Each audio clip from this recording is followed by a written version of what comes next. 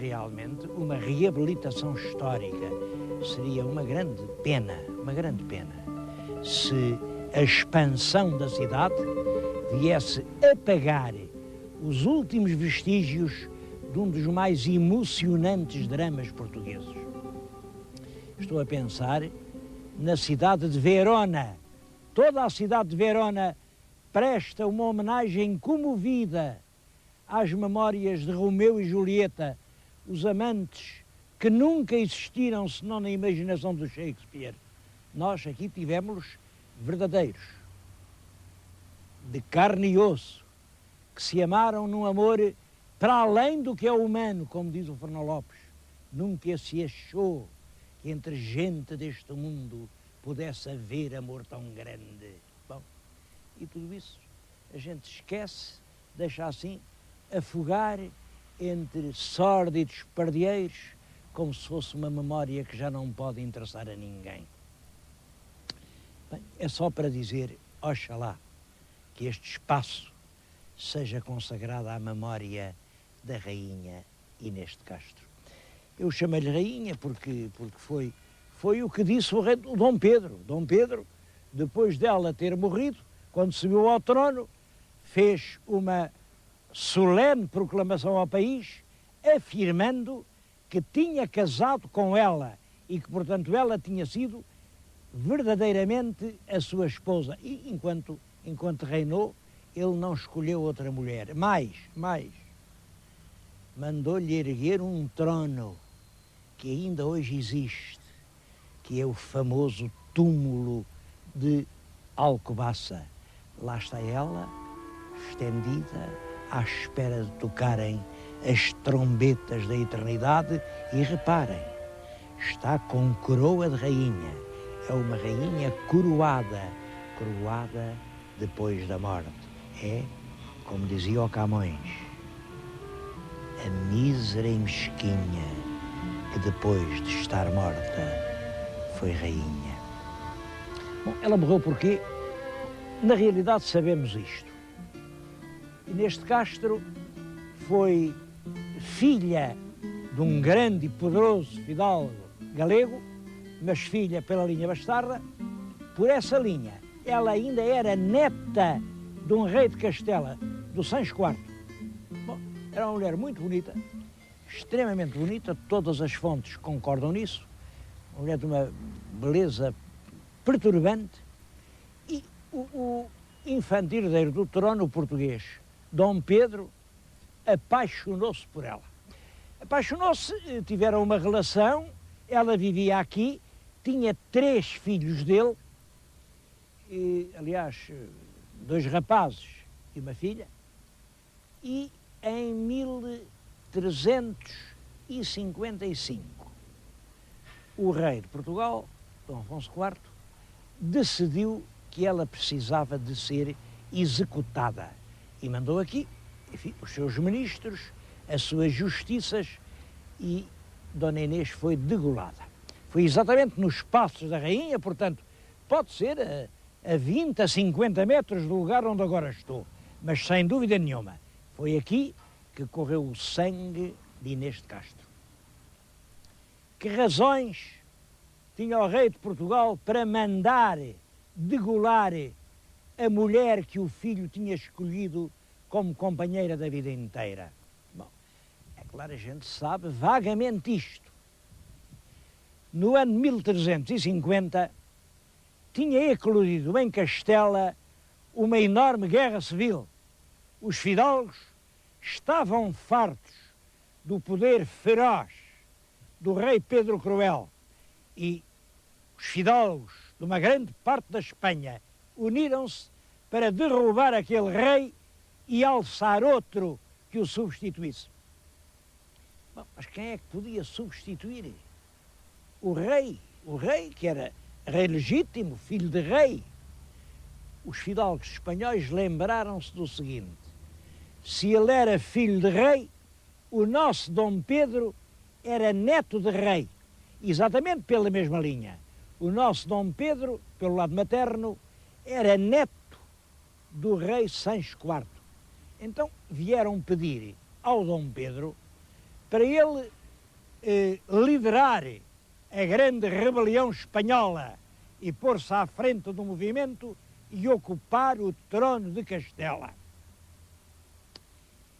O rei de Portugal, Dom Afonso IV, que era pai do Dom Pedro, achou que isto era insensato, porque não julguem que o Pedro Cruz só tinha inimigos. Os nobres, na maioria, estavam realmente contra ele, mas as cidades, as irmandades, as vilas, o povo estavam do lado de Dom Pedro. Portanto, era uma guerra entre grandes e pequenos. Ora, é isto que é preciso que se saiba.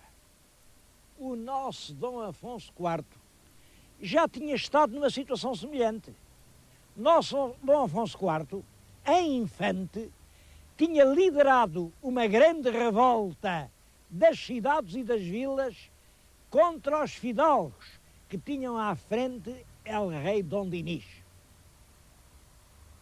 Dom Afonso IV sabia, portanto, quanto vale o apoio do povo. Sabia que o povo, nessas grandes revoltas que o levantam, que o empolgam, é sempre quem acaba vencedor, como ele. Sabem que o Dom Dinis, a gente diz muita coisa de Dom Dinis, mas a verdade é que o pobre Dom Dinis acaba abandonado por todos, num semi-ostracismo, é obrigado a demitir os seus ministros, a mandar embora o filho que era o Dom Afonso Sanches. Dom Afonso Sanches era um príncipe muito inteligente, muito hábil, tão inteligente que o pai, o Dom Dinis, tinha escolhido para mordomo-mor. Era quem mais mandava em Portugal depois do rei, não era o príncipe herdeiro, não. Era o Dom Afonso Sanches.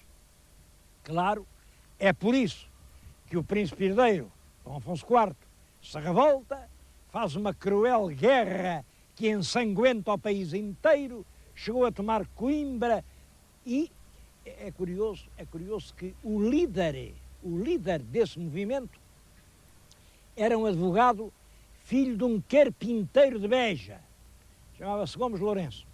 E é, portanto, um movimento inteiramente popular que conta com as milícias dos concelhos e que ameaça derrubar el rei Dom Dinis. Ele morre, portanto, numa situação já muito difícil. Quando ele morre, já não manda nada. É para lhes dizer que o rei Dom Afonso IV sabia quanto valia a força do povo, e quando vê uma revolta de grandes para derrubar Pedro Cruel de Castela, não permite que o filho vá encabeçar essa revolta, porque ele pensa que essa revolta acabará por ser esmagada exatamente pelo poder do povo que estava ao lado do rei Pedro Cruel. É por isso que ele não permite que o nosso infante seja o líder da revolta castelhana. Mas quem é que estava junto do nosso infante, vivendo com ele cotidianamente, naturalmente acenando-lhe com essa esperança, essa vanglória que seria cingir a coroa real de Castela, que era já então uma coroa prestigiosa em toda a cristandade. Naturalmente, era aquela doce companheira, era Inês de Castro, mãe dos seus filhos, que também era neta do rei Sancho IV. Diz-se que foi por isso que o rei de Portugal mandou degolar Inês de Castro. Mas seria só por isso?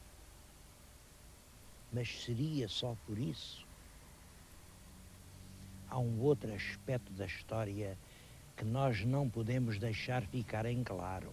Não. Esta rainha Inês de Castro tinha sido criada de menina no Palácio de Albuquerque. E quem era o dono de Albuquerque, do palácio? Nem mais nem menos que aquele Dom Afonso Sanches, inimigo mortal de Afonso IV. Ele era também filho de Dom Dinis, portanto eles eram irmãos. Só que o Dom Dinis teve uns anos, enfim, de vida mais ou menos pacífica com a rainha Santa Isabel, mas ali depois de 1300 começa a ter muitas ligações fora de matrimónio, tem muitos filhos extraconjugais e um deles é esse valente e poderoso Conde Dom Afonso Sanches. É o Afonso Sanches quem lidera a guerra em defesa de Dom Dinis, a guerra que vem a perder. Quem ganha é realmente o Afonso IV. Por isso, o Afonso Sanches, inimigo mortal, inimigo que Afonso IV acusava de o ter querido matar, engendrou pantominas a dizer que o irmão o queria envenenar. Logo que Afonso IV sobe ao trono, Afonso Sanches é o obrigado a fugir de Portugal e foi-se instalar no Castelo de Albuquerque. Ora, era ele uma espécie de padrasto daquela menina tão bonita que lá vivia, que se chamava Inês de Castro. Diz o povo que ódio velho não cansa, e quando o nosso Dom Afonso IV encontra a linda Inês de Castro aqui, posta em sossego de seus anos colhendo o doce fruto, não lhe perdoa e dá ordem aos seus carrascos para a degolarem. São dois aspectos. Eu não sei se foi para defender realmente a neutralidade portuguesa e a nossa abstenção perante a Guerra Civil de Castela, ou se foi esse ódio verde, escuro, que se lhe entranhara na alma desde a infância a Dom Afonso Sanches, que decidiu que a pobre Inês de Castro seria condenada à morte no ano de 1355.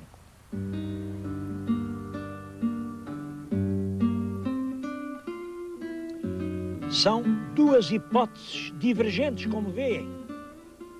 Inês morreu vítima de uma razão de Estado, ou Inês morreu por causa do rancor pessoal do rei. Mas há uma terceira hipótese, a hipótese de Camões.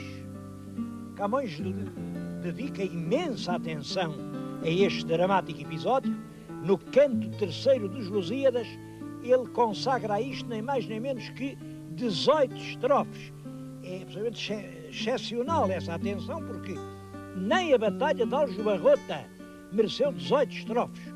Para ele parece que o caso da morte de Inês de Castro dominava qualquer outro. E a explicação que ele dá não é nem a política nem o ódio, é o amor. Ele diz expressamente isto: tu, só tu, por o amor, com força crua, que os corações humanos tanto obriga, deste causa à molesta morte sua, como se fora pérfida inimiga. E em vários pontos desse poema, dessas estrofes, Camões acentua esta ideia. Inês morreu vítima do amor, porque não lhe permitiram que amasse plenamente o homem a quem dera o seu coração. E essas estrofes, vê-se perfeitamente que Camões estava empenhado daquilo. Ele não está a falar na morte de Inês como uma coisa antiga, passada, que pertence à história. Ele está ali a falar de algo que lhe faz doer as entranhas. Está a falar de algo que se passou com ele. E passou. Também Camões lamentava a morte de uma jovem a quem não foi dado amar a quem escolhera. Penso que é a sombra de Ninamene, a trágica lembrança da moça que morreu do mar e que, porque não lhe deram, a família não lhe deu o direito de amar a ele, Luís, o homem que escolhera.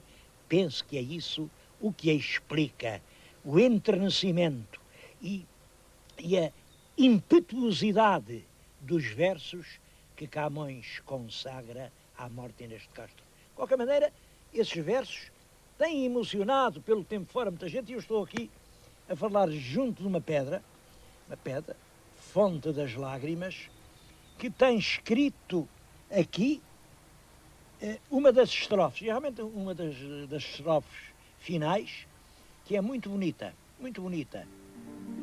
Diz isto: as filhas do Mondego a morte escura longo tempo chorando memoraram, e por memória eterna em fonte pura as lágrimas choradas transformaram. O nome lhe puseram, que ainda dura, dos amores de Inês que ali passaram. Vede que fresca fonte rega as flores, que lágrimas são a água e o nome amores. Bom, a pedra está aqui, é conhecida. O que é surpreendente é quem a mandou pôr aqui. Um general inglês. Um general que depois, enfim, conheceu realmente as culminâncias da glória, e foi o Duque de Wellington. Ele estava aqui em Coimbra durante a terceira invasão francesa, viveu aqui, viveu nesta casa de que lhes vou falar a seguir, e, emocionado com o episódio camoniano, mandou gravar esta pedra e colocá-la aqui junto da fonte das lágrimas. Já então havia a lenda que diz que se quem aqui vier num dia de sol e olhar com atenção, vê que as rochas têm uma coloração vermelha. Dizem que são as lágrimas que Inês chorou na hora em que a mataram e que, para a memória eterna, ficaram aqui no fundo destas águas. O que me impressiona é que foi preciso vir um general inglês para recordar aos portugueses este drama.